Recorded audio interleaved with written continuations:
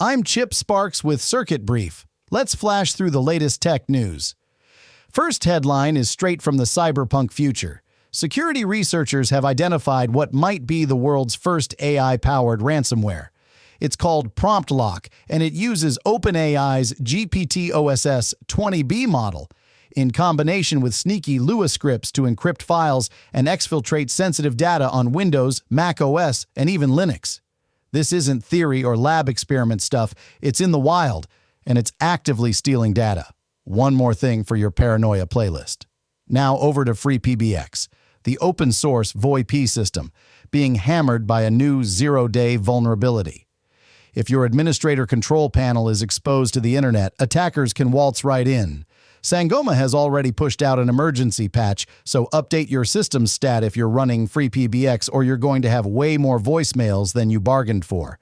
Meanwhile, in Sweden, over 200 municipalities are reeling from the fallout of a cyber attack on Miljödata.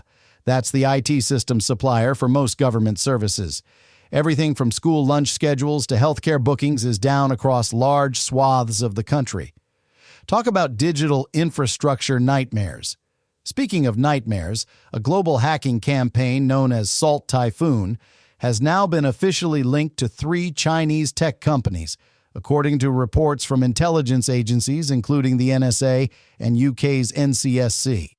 The operations targeted everything from infrastructure to private enterprise, showing just how organized and far-reaching state-backed cyber warfare has become. And if you're into cyber hygiene, better check that Citrix appliance.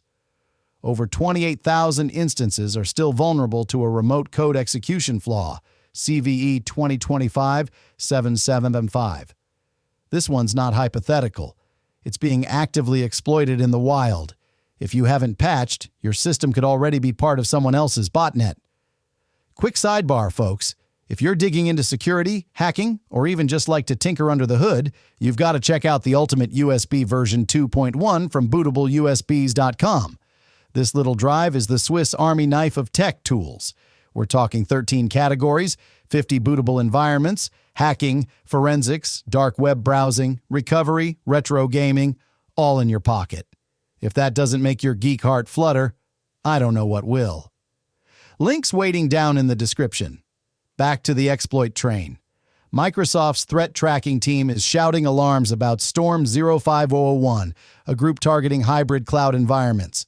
They're slipping through Entra ID to exfiltrate and nuke Azure data, then demand ransom via, get this, Microsoft Teams. So now even your work chat might be holding your data hostage.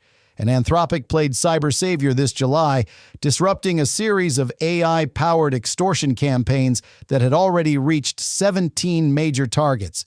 They intercepted requests for ransoms as high as $500,000.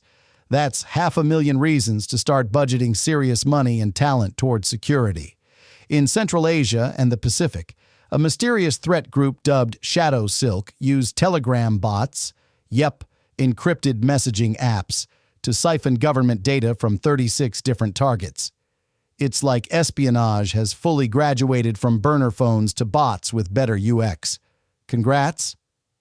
On the software side of disaster, Drift's AI-powered chat tool was exploited, leading to an OAuth token breach that compromised Salesforce customer data.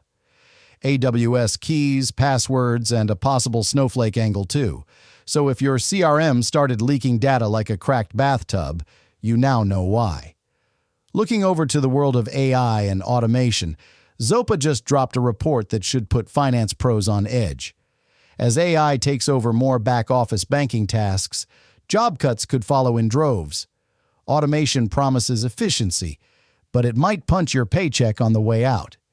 And finally, Google is putting the gin in generative, rolling out new AI avatars and image-to-video tools in Google Vids. It's like having a full production crew in your laptop. No more excuses for boring marketing videos. All right, that's all the bites for today. Chip Sparks signing off from Circuit Brief, and I'll see you tomorrow.